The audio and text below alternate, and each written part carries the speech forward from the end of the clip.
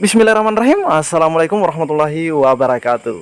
Di video kali ini admin kembali berbagi dua kabar gembira buat rekan-rekan semua dari Kemendikbud dan dari Pemda. Jadi silahkan disimak saja videonya dengan baik, jangan di skip agar tidak salah dalam memahami informasi yang admin bagikan. Jika ada suara-suara berisik, abaikan saja rekan-rekan ya. Oke, kita lanjut saja ke info intinya. Jadi kita ke informasi yang pertama dulu dari pihak Kemendikbud Ristek. Dikutip dari media gpnn.com, guru lulus PG tanpa formasi P3K 2022 lega. Ada kabar gembira dari Kemendikbud Ristek. Ini informasinya masih sangat-sangat baru rekan-rekan ya, 8 November 2022.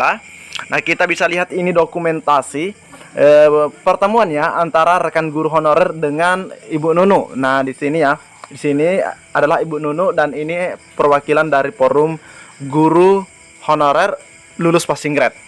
Nah, rekan-rekan ya, ratusan guru lulus PG tanpa formasi P3K 2022 lega. Aksi demo di gedung DPR RI dan Kemendikbud Ristek pada Senin 7 November kemarin ada sedikit titik terang. Nah, kita juga sudah bagikan suratnya rekan-rekan ya. Nah, ini sudah hasilnya. Itu setelah mereka bertemu PLT Dirjen Guru Tenaga Kependidikan atau GTK Kemendikbud Ristek, yaitu Nunu Suryani. Ketua Forum Guru Lulus Passing Grade Pegawai Pemerintah dengan Perjanjian Kerja atau GLPG P3K, Iswandi mengatakan awalnya saat aksi pada Senin, mereka berharap bisa bertemu Mendikbud Ristek Bapak Nadiem Makarim. Sayangnya lagi-lagi Mas Menteri Nadiem tidak ada di kantor Kemendikbud Ristek. Kami diterima PLT Dirjen GTK Prof Nunu Suryani di pukul 16.30 waktu Indonesia Barat. Jadi di saat demo itu rekan-rekan tidak bertemu dengan Mas Nadiem, namun bertemunya dengan Ibu Nunu Suryani selaku Dirjen GTK. Dalam pertemuan tersebut, Iswandi dan rekan-rekannya mendapatkan informasi detail. Ya, jadi di sini ya informasi detail dari Ibu Nunu.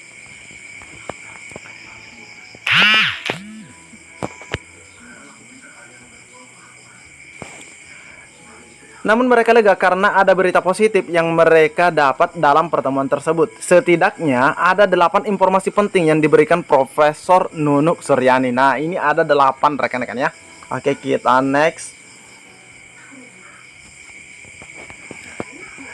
Yang pertama, untuk penuntasan prioritas 1 atau P1 ada sekitar 54.000 yang tidak bisa ditempatkan. Tetapi, nah ini ada kata tetapi rekan-rekan ya.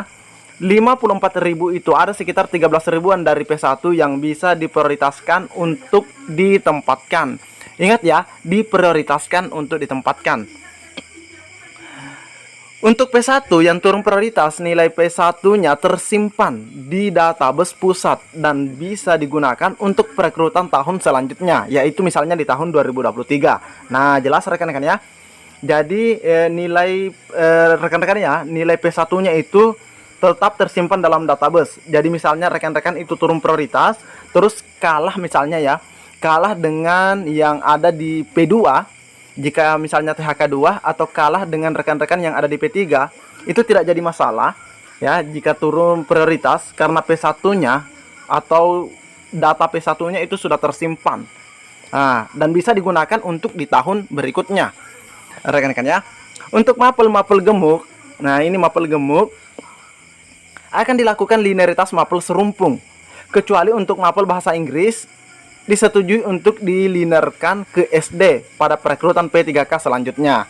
Nah, ini ya mapel gemuk itu yang kita sempat dapatkan infonya, misalnya PKWU, terus bahasa Indonesia juga masuk pada saat itu. Informasinya juga kami dapatkan itu salah satunya PJOK. Ya, kalau nggak salah rekan-rekannya PJOK juga masuk dan termasuk bahasa Inggris. Nah, ini bahasa Inggris paling banyak. Namun di sini dikatakan kecuali untuk mapel bahasa Inggris disetujui untuk dilinearitaskan ke SD. Nah, ini ya dilinearitaskan ke SD pada perekrutan P3K selanjutnya.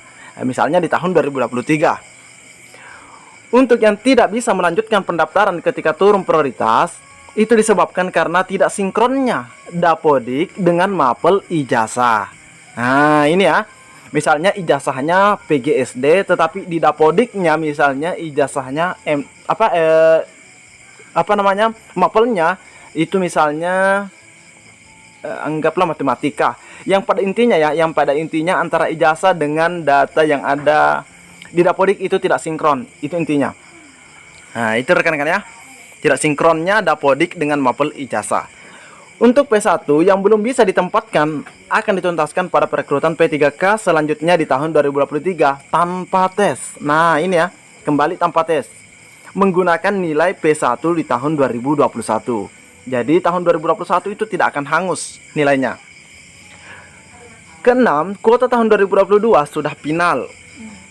Ketujuh, Kemendikbudristek akan membuat Permendikbud mengenai mata pelajaran bahasa Inggris. Nah, ini ya, akan dibuatkan peraturan Permendikbud. Jadi ada aturan baru, ada mekanisme baru. Kedelapan, Kemendikbudristek akan melobi Jawa Barat, Jawa Tengah, dan Jawa Timur untuk membuka formasi sebanyak-banyaknya. Karena ini adalah instansi-instansi atau daerah-daerah yang banyak guru PG ya, namun yang diakomodir ya, yang PG-nya itu sedikit sekali. Nah, jadi ini akan dilakukan lobby. Nah, selain daripada informasi ini rekan-rekan ya, 8 poin penting dari Ibu Nunu, ada kabar yang lebih menggembirakan lagi. Nah, kita cek bersama-sama.